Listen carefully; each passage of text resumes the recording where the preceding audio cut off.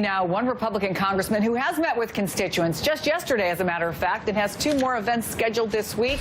Congressman Kevin Cramer of North Dakota via Skype. We got technical problems worked out. Thank you for being with us, sir. Your website says that since coming to Congress, you've held more town halls than any other member, and now you're holding these coffee with Cramer events this week at local shops, arguably smaller than what we just saw. But I wonder what kind of reaction you're getting, particularly when it comes to health care, as you talk to your constituents.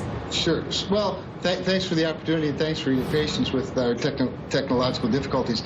I've been holding town halls ever since I got to Congress, so my town halls tend to not to be so big because people have pretty regular access, and I think that's helped me have a more intimate relationship, I think, with my constituents. But that's not to say they don't come with some passion. There was plenty of passion yesterday.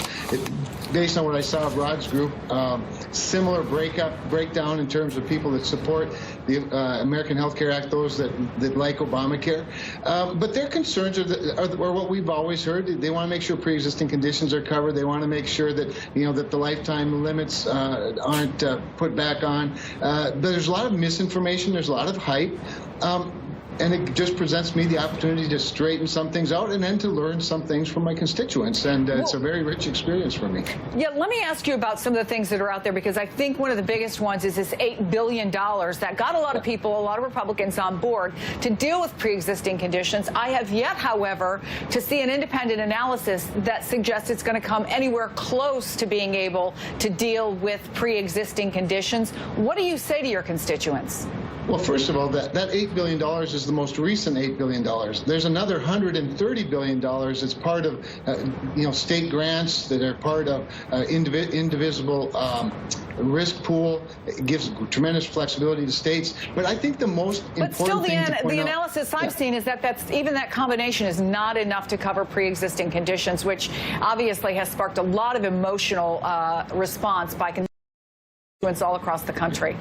Sure. Well, I believe that there are more layers of protection for pre-existing conditions in our plan than there are in Obamacare. I have a 30-year-old niece and her husband, who's a mechanic, 2 young children that pay $1,000 a month to cover, for their health insurance, to cover his pre-existing condition of diabetes, but their $10,000 deductible makes it impossible for him to even buy insulin or go to the doctor. So that's a pre-existing condition that's theoretically covered in terms of having health insurance, but they can't afford the care. So, and I'm not trying to minimize that in any way, yeah, Congressman, because I think everybody's individual story has worth, but sure, it is an individual story in a country with millions of them. And there was a new op-ed by former North Dakota State Rep Ben Hansen. He quotes a study that says that the House bill will eliminate funding covering 300,000 North Dakotans with pre-existing conditions, including those who have been diagnosed with cancer, diabetes, asthma, heart disease, even women who are pregnant.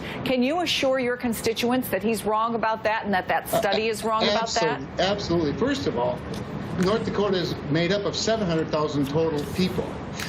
This bill that we're dealing with deals with only people on the individual market, which has been decimated by Obamacare. So in North Dakota, there are only between 7% and 8% of the public in North Dakota that actually gets their insurance through the individual market. When you take the pre-existing conditions, that's roughly 24% of that 7%. That gets it down to 2% of the entire population of North Dakota that might actually have a pre-existing condition that would be eligible for our program, for our safety net.